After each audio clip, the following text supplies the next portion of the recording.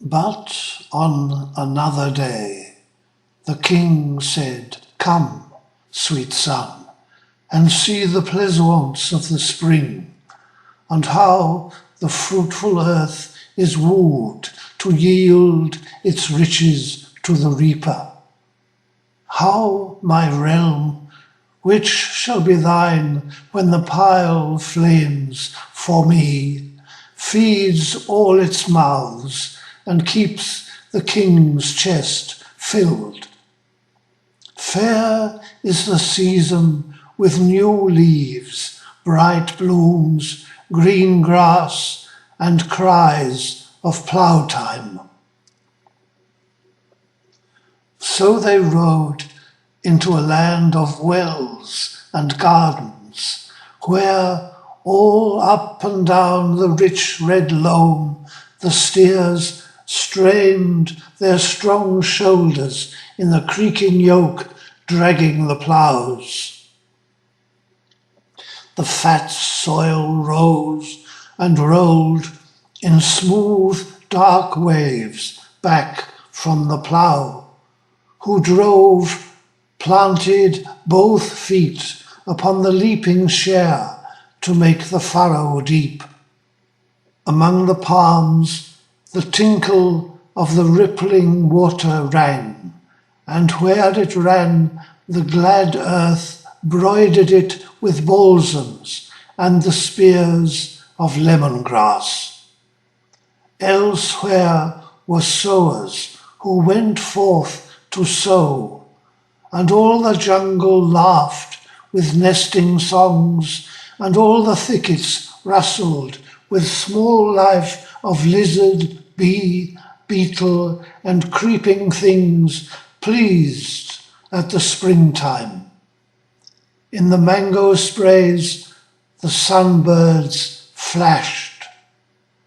Alone at his green forge toiled the loud coppersmith. Bee-eaters hawked, chasing the purple butterflies. Beneath, striped squirrels raced. The miners perked and picked.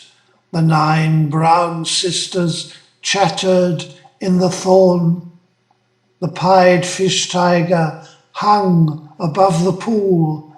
The egrets stalked among the buffaloes. The kites sailed circles in the golden air. About the painted temple, peacocks flew. The blue doves cooed from every well. Far off, the village drums beat for some marriage feast. All things spoke peace and plenty, and the prince saw and rejoiced. But looking deep, he saw the thorns which grow upon this rose of life, how the swart peasant sweated for his wage, toiling for leave to live, and how he urged the great-eyed oxen through the flaming hours, goading their velvet flanks.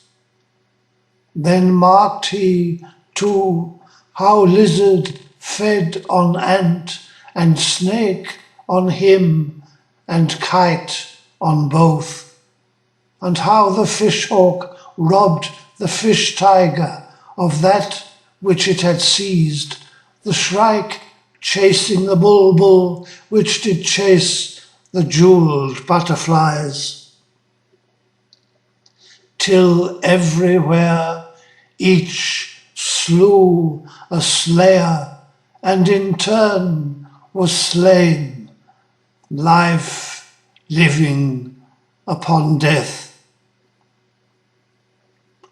So the fair show veiled one vast, savage, grim conspiracy of mutual murder, from the worm to man, who himself kills his fellow, seeing which the hungry ploughman and his labouring kine, their dewlaps blistered with the bitter yoke, the rage to live which makes all living strife.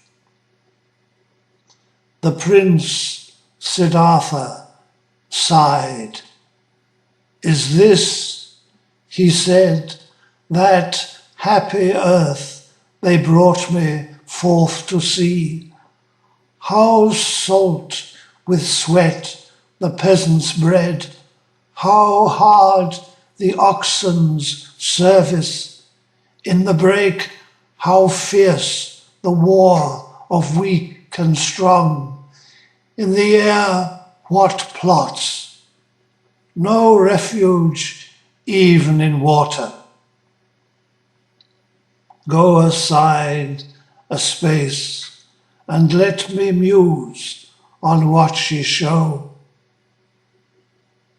So saying, the good Lord Buddha seated him under a jambo tree with ankles crossed as holy statues sit, and first began to meditate this deep disease of life, what its far source and whence its remedy. So vast a pity filled him, such wide love for living things, such passion to heal pain, that by their stress his princely spirit passed to ecstasy, and, purged from mortal taint of sense and self, the boy attained thereat dhyana, first step of the path